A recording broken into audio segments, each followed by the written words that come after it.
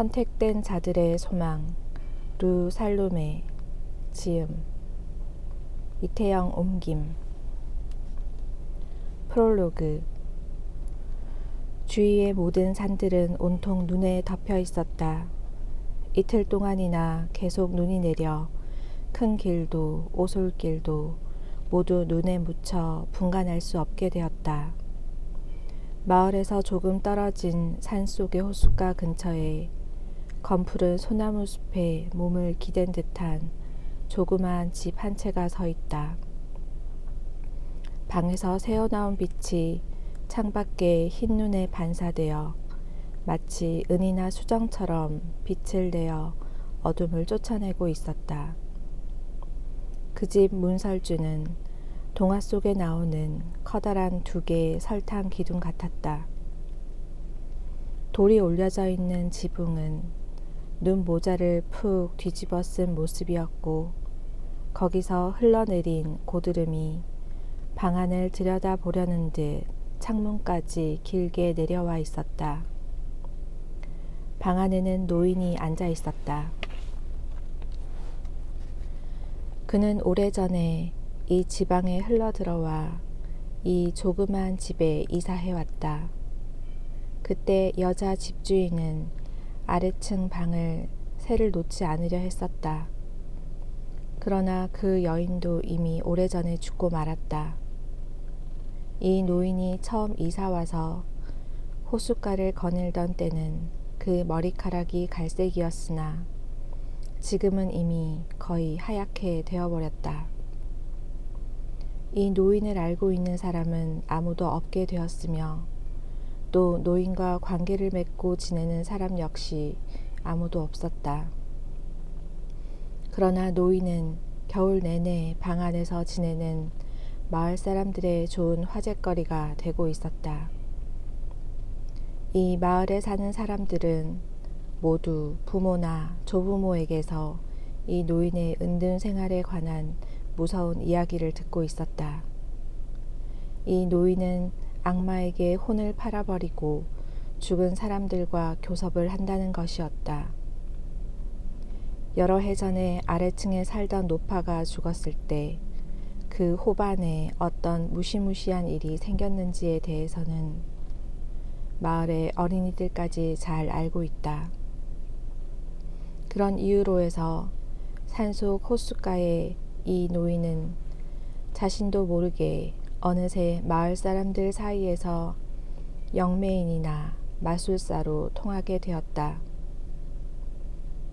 달 밝은 밤이면 잠 못 이루는 아가씨나 밤 늦게 술집에서 돌아오는 젊은이들이 거의 매일 밤 창문으로 밝은 빛이 새어나오는 이 호반의 조그만 집을 엿보며 지새우기도 했다. 그러나 아무리 엿보아도 누구 하나 유령이나 악마의 존재를 증명해 줄 만한 단서를 찾아내지는 못했다. 다만 흐릿한 달이 검푸른 소나무 위에 떠 있어 그 오두막집의 회색 벽과 호반의 높다란 바위 병풍에 흔들거리는 그림자를 비추고 있을 뿐이었다. 그리고 지나는 길에 좀 자세히 살펴본 사람 역시 노인이 거의 매일 밤 책과 서류로 뒤덮인 널따란 책상에 앉아 계속 무엇인가를 쓰고 있는 모습만을 보았을 뿐이다. 커다란 램프가 판자로 멋지게 꾸며진 서재를 비추고 있다.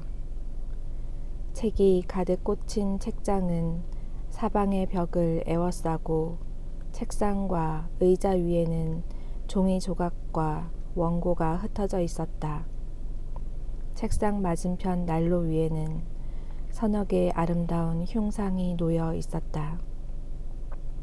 하기야 그 노인의 정신이 죽은 자를 느낄 수 있다는 의미에서는 그가 위대한 그들과 교섭을 가지고 있다고도 할 수 있다. 난로에서는 벌건 불이 활활 타오르고 있었고 그 빛을 받아 방 안의 무거운 분위기를 흩뜨려 놓기라도 하려는 듯 여자의 솜씨가 느껴지는 수예품이 여기저기 놓여 있었다.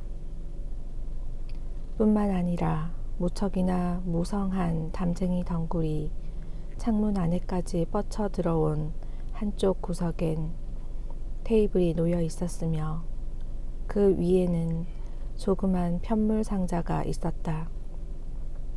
그리고 그 안에는 이미 오래전에 말라버린 한 줌의 미모사가 꽂혀 있었다. 아침 햇살이 거무스레한 소나무 가지를 붉게 물들이고 해가 뜨는 것을 알려주는 아침 바람이 불어 호수의 물결이 작은 파도 소리를 낼 때쯤에 노인은 비로소 일어섰다. 창으로 걸어간 노인은 입을 다문 채 떠오르는 태양을 향해 서서 새롭게 시작되는 하루를 축복이라도 하려는 듯 기쁜 표정으로 양손을 치켜들었다. 하얗게 샌 머리에 주름이 깊게 진 얼굴은 빛을 향해 마주 바라보았다. 사색가다운 노인의 넓은 이마를 아침 해가 밝게 비춰주었다. 노인은 곧 그의 고요한 하루 정신적인 작업으로 다시 되돌아갔다. 제1장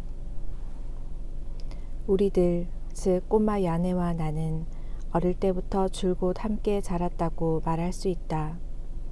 매년 봄 황새가 돌아와 목사관의 뾰족 지붕 위에 둥지를 틀 무렵이면 그녀는 거리의 부유한 상인인 아버지를 따라 우리 집 옆에 있는 별장으로 오곤 했다. 그리고 그녀가 성장함에 따라 또한 아버지의 사업이 점점 번창해짐에 따라 그녀는 우리 가족과 더욱 가까워지게 되었다. 그녀는 목사관에만 오면 마치 자기 집에 있는 듯한 느낌이 든다고 했다. 사실 그즈음 우리 집에는 일종의 시정과 신성함과 기쁨 등이 어려 있었기 때문에 지금도 나는 그 당시의 일들을 가장 아름다운 추억으로 간직하고 있다. 가장으로서의 아버지의 당당한 모습과 그 정신 및 의지는 집안의 모든 일에 두루 영향을 미쳤으며 자그마한 체구에 심성이 착했던 어머니의 우아하고도 지극히 사랑 어린 모습에서는 사랑과 용서를 느낄 수 있었다. 그리고 일상생활에서 느껴지는 자질구레한 인상, 아침 저녁으로 들려오는 오르간의 장엄한 소리, 상하로 정교하게 조각된 십자가 아래에 책상 위에 놓여있던 겉장이 찢겨나간 낡은 성서에 이르기까지 그 모든 것들이 한 덩어리가 되어 지금은 멀리 떨어져 사는 나의 마음에 고요한 마력을 미치고 있었다. 꼬마 야네와 나는 굳은 사랑으로 맺어져 있었다. 친구 없이 외톨이로 지내던 나는 내성적인 소년이긴 했지만 때때로 우리 집 마당을 경계짓고 있는 생나무 울타리를 넘어 나의 꼬마 여자친구를 만나러 가곤 했었다. 우리 사이에는 어떤 묘한 관계가 생겨나 있었다. 그 관계란 보통의 어린이들 사이에서 맺어지는 놀이 상대로서의 친밀감에 의한 것이 아니라 종교적인 공통성에 뿌리 박은 것이었다.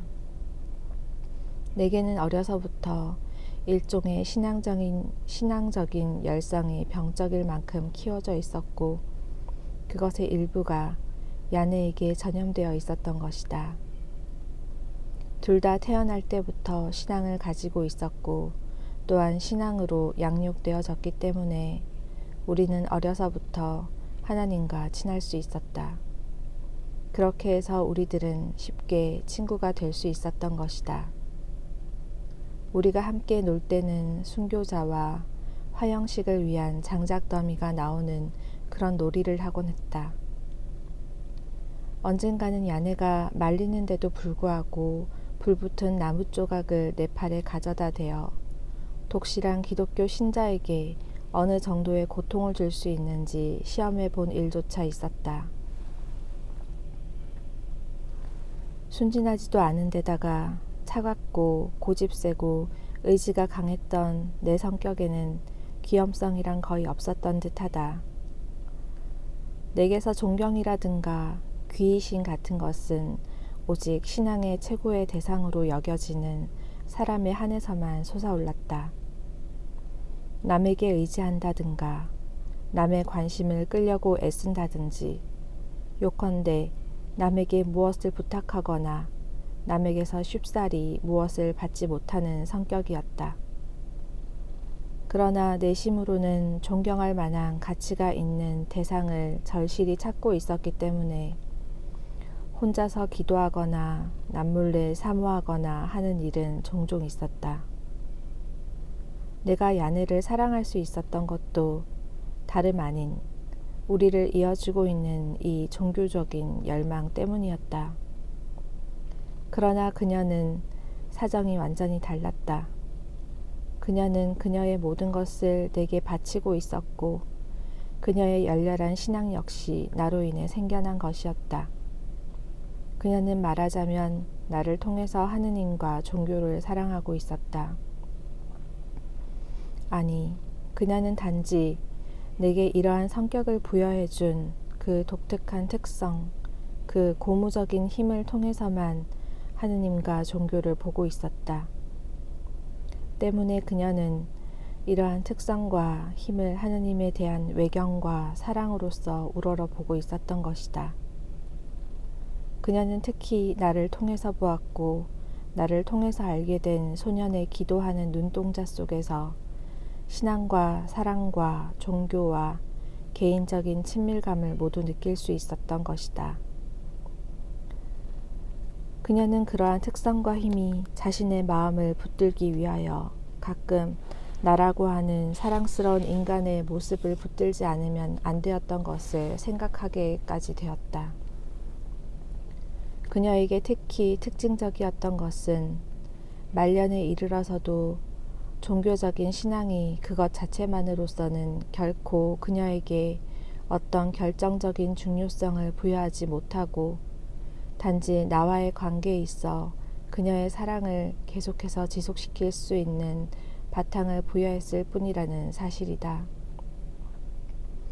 어느 신앙심 깊은 어린이의 정겨운 노래의 선율 같은 것이 어른이 된 여인의 가슴 속에 계속 울리고 있어 그녀의 사랑은 말하자면 반복해서 변화하며 발전해가는 내 인격의 영향하에 있으면서도 언제나 변함없이 나 자신의 최고의 존경의 대상인 하느님에게로 향해져 있었던 것이다.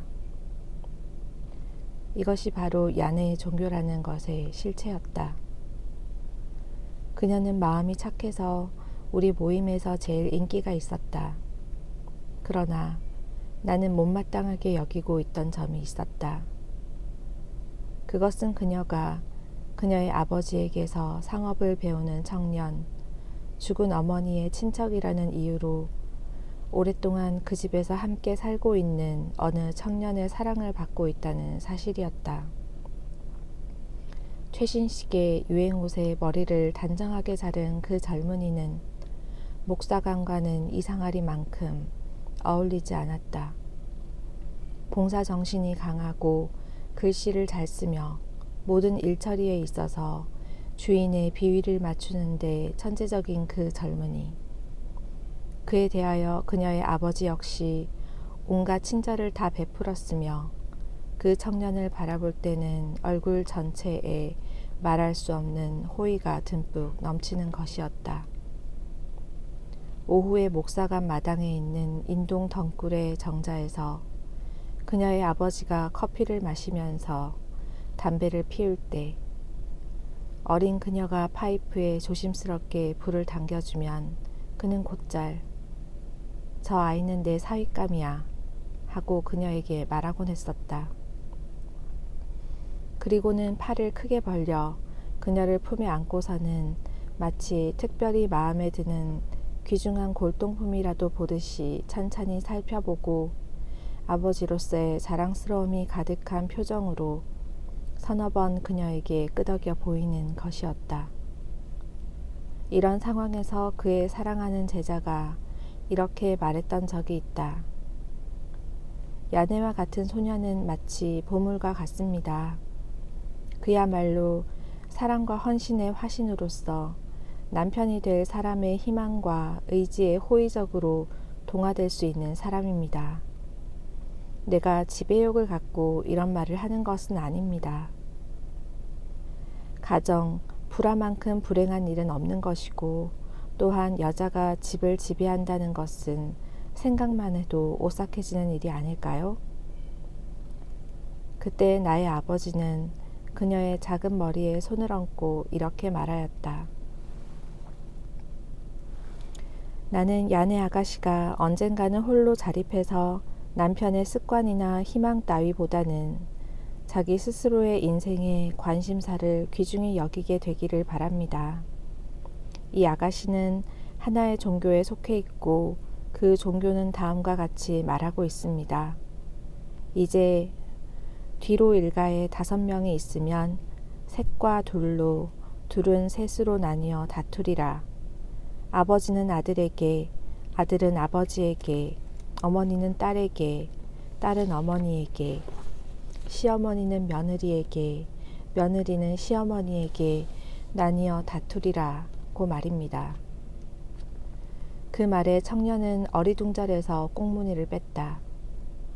그녀의 아버지 역시 몹시 놀란 표정이 되어 입에 물었던 파이프를 손에 쥐고 아버지의 말을 가로막았다. 이것 보세요.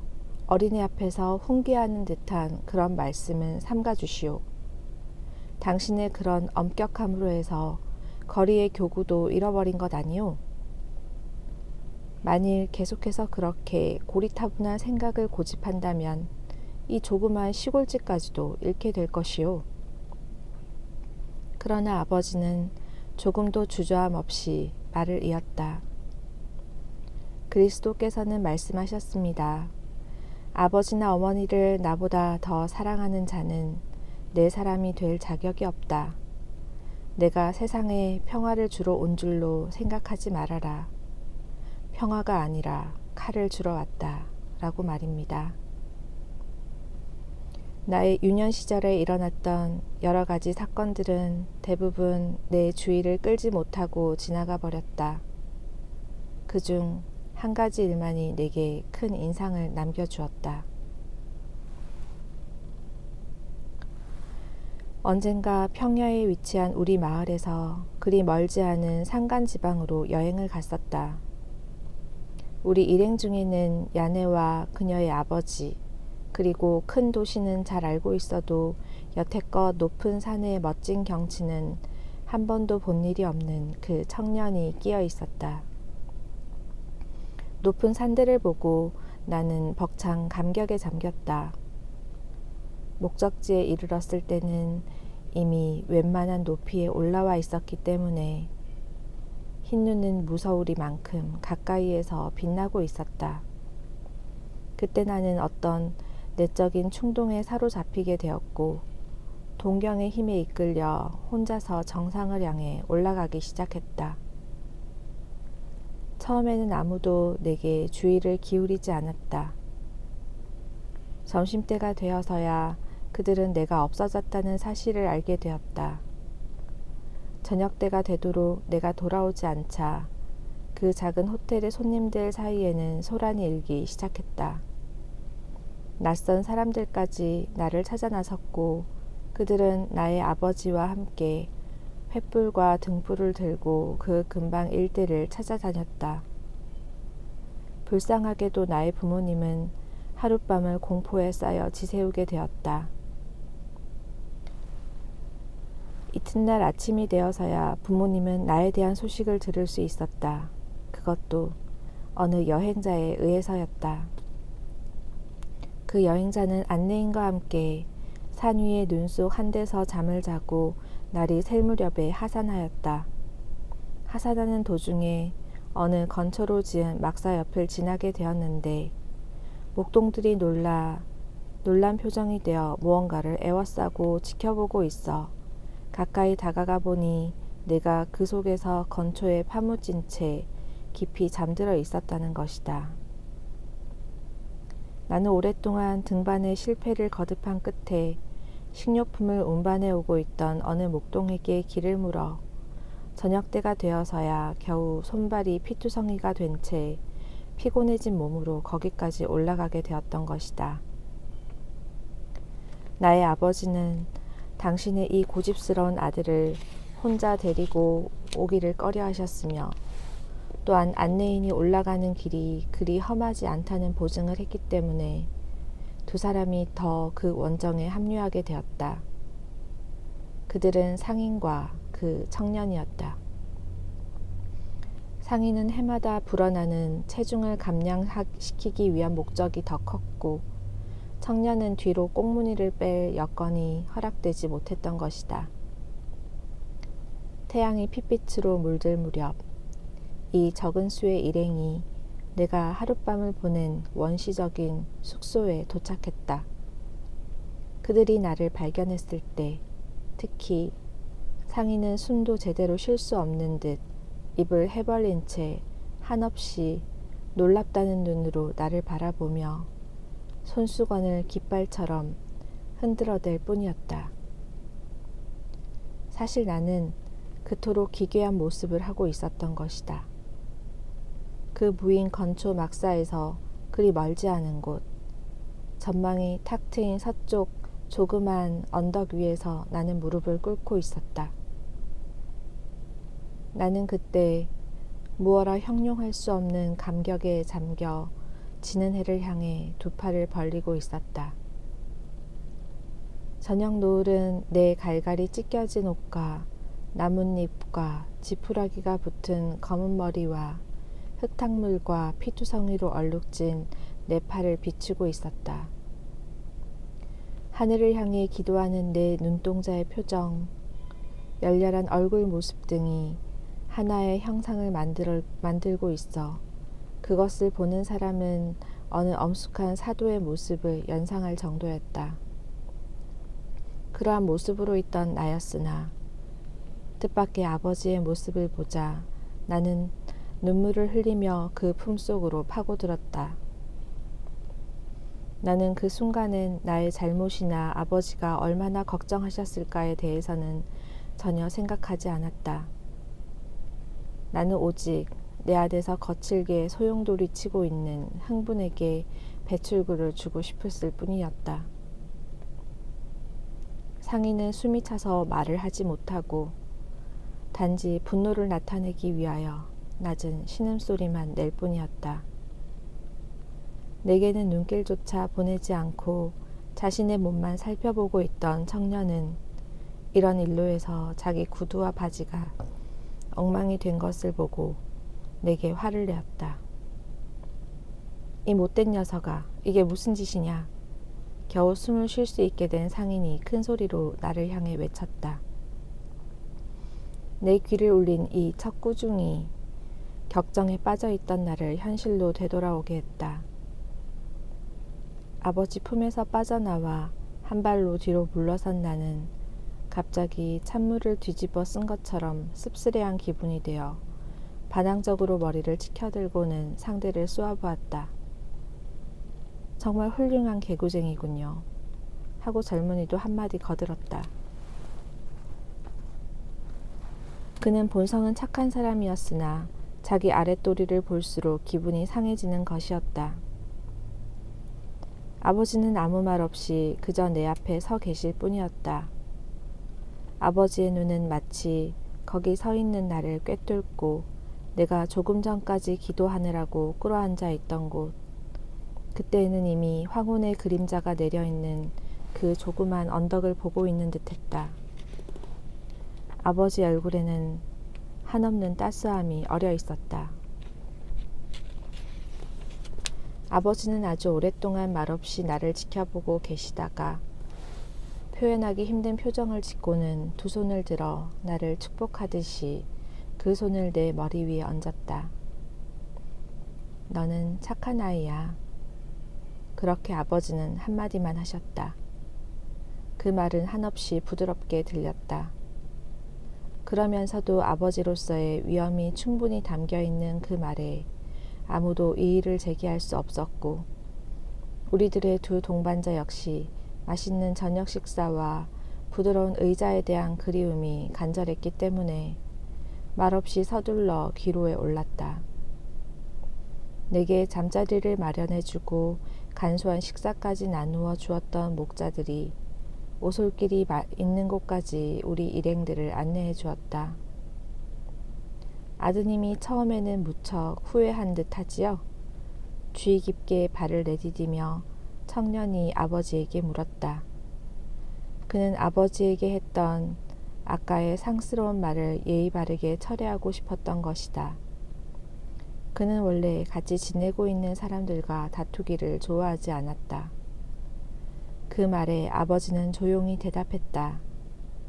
이 아이는 결코 후회한 것이 아닙니다. 아까 그처럼 둑이 터진 듯 울어댄 것은 후회하거나 잘못을 빌기 위해서가 아니었어요. 그 기도할 때 침묵어린 감동에는 무엇인가 위대한 아름다운 것이 있었고, 얘는 금지된 산에 들어갔다기보다는 마치 예배당에라도 있는 듯 했습니다. 다음날 아침 내가 호텔 문을 나서자 목장에서 놀고 있던 야네가 내게로 달려왔다. 그녀는 지난밤에 내가 돌아오지 않자 잠자리에 들어서는 많이 울었다고 했다. 그녀는 작은 손으로 나를 힘껏 껴안았다. 다시는 그런 험한 산에 가지 말자. 이걸 좀 봐. 여기에서도 이렇게 예쁜 꽃들과 풀들이 있잖아. 산 위보다 더 멋지지 않아? 이런 꽃들은 꽃이 있는 집들이 있는 곳에는 피지 않아. 그녀는 힘주어 말했다. 말을 마치고 그녀는 우거진 풀숲으로 뛰어들었기 때문에 갈색 머리칼이 풀과 엉켜지고 말았다. 그녀의 주위에는 꽃모자와 꽃다발이 몇 개 흩어져 있었다. 그녀는 그것들을 지금껏 그려왔듯 다른 사람에게 즐거움을 주기 위해 방을 장식하거나 점심 식탁을 꾸미려고 준비했던 것이다. 이봐, 이 목장이나 골짜기에 있으면 아주 즐겁단다. 이렇게 작고 귀여운 것들을 하느님께서 주시다니.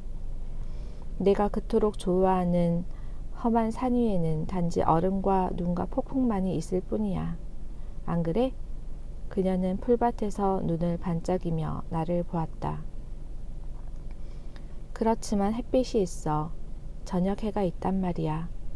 그 해는 마치 자기 귀여운 아이들에게 하듯 처음과 나중에 살짝 산들을 비추어 주지. 나는 마치 꿈을 꾸는 듯한 어조로 천천히 말했다. 이런 여러 가지 사소한 일들 속에서도 우리들의 성격은 무척 대조적으로 나타났다. 사랑으로 가득 찬 야네의 열정은 남을 위한 봉사라든가 방을 꾸미고 싶어하는 애정으로 바뀌었다. 말하자면 그녀의 내부는 인간들의 즐거움과 장식을 위해 태양이 이 무성한 풀들과 그 수를 헤아릴 수 없는 꽃들에게 키스하고 있는 것 같은 상태였던 것이다. 그와는 반대로 내 마음은 고집세고 냉정하며 단단한 테두리에 갇혀 있었다. 마치 그 높이에 내가 이끌려 가고 있는 산들 중에 어느 하나와 비슷하였다. 그것들은 드높이 하늘을 향해 서서 그 정상을 불꽃으로 태우며 키스를 해줌으로써 활기 넘치는 아름다움으로 바꾸어주는 저 태양의 처음과 나중 인사를 갈망하고 있는 것이었다. 그 산들은 높이 오르면 오를수록 얼마 있지도 않던 꽃들이 점점 적어지고 드디어는 싸늘한 바위뿐인 메마른 풍경이 되듯이 나 역시 내 생애에 있어 최고의 순간이 되곤 하였다. 야네의 마음속에서는 수천 송이의 꽃을 피우는 그 태양이 내게 있어서는 하늘을 찌를 듯이 솟아있는 바위를 비추면서 오직 한순간의 영감의 키스만을 주는 존재였다. 부모님이 매일 저녁 내 조그만 침대 옆에 무릎을 꿇고 나와 함께 기도하던 모습이 아직도 내 기억에 또렷이 남아있다. 어머니의 기도는 뒷날 그녀가 내게 아름다운 시를 낭독해 주었을 때와 비슷한 인상을 주었다. 이에 반해 아버지의 기도는 만인에게 존경받는 왕후를 아련하는 듯한 느낌을 주었다. 마치 무릎을 꿇고 최고의 권위자의 옷자락에 입을 맞추려는 것 같았다. 이처럼 무의식 속에 보여진 부모님의 모습을 통해 나는 나 자신만의 독특한 하나님의 모습을 생각해냈다. 아버지로부터는 어떤 감동을 받고 행동하는 봉사자로서 영웅다워지기를 요구하는 듯한 하느님. 그러한 하느님의 권위와 위대함과 신성함이 내 어린 마음에 깊이 새겨졌다. 그리고 어머니로부터는 자애롭고 사랑이 넘치는 하느님의 모습을 발견해냈다.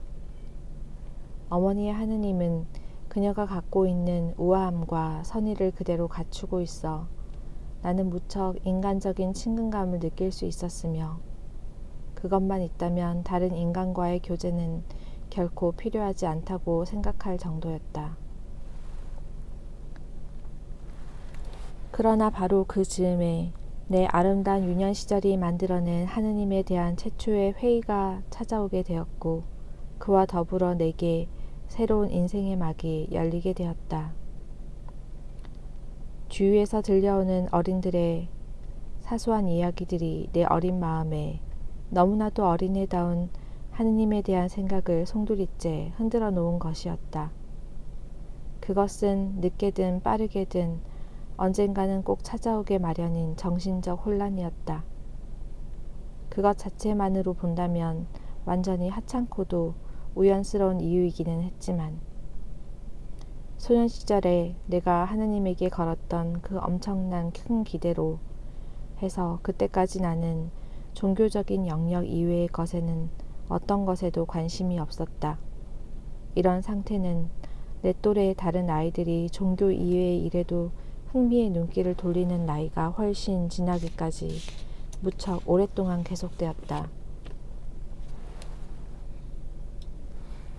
내가 어린 나이에 생각해낸 하느님은 내재되어 있는 여러 가지 모순에도 불구하고 내게는 어떠한 오성에도 거슬리지 않았을 뿐 아니라 오히려 나의 조숙한 종교적 감성의 배출구로서 아주 적합한 하느님의 형상을 만들어내는 데 도움이 되었다.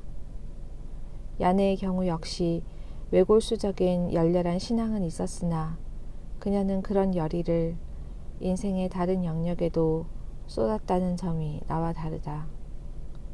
내 경우는 종교적 감정의 열의가 무조건적으로 모든 것보다 우선되었기 때문에 다른 것을 향한 사고의 사색적 요소가 오히려 뒤처져 있었다고 말할 수 있다. 만일 내 소년 시절에 하느님에 대한 열정이 그렇듯 격렬한 것이 아니었다면 좀 더 이른 시기에 냉철한 사고력이 거기 보태졌을 것이다. 그 결과 하느님에 대한 어린이다운 생각도 흔히 변해가듯이 눈에 띄지 않는 동안 천천히 더 한층 정신적인 형태로 바뀌어 갔을 것이라고 생각한다.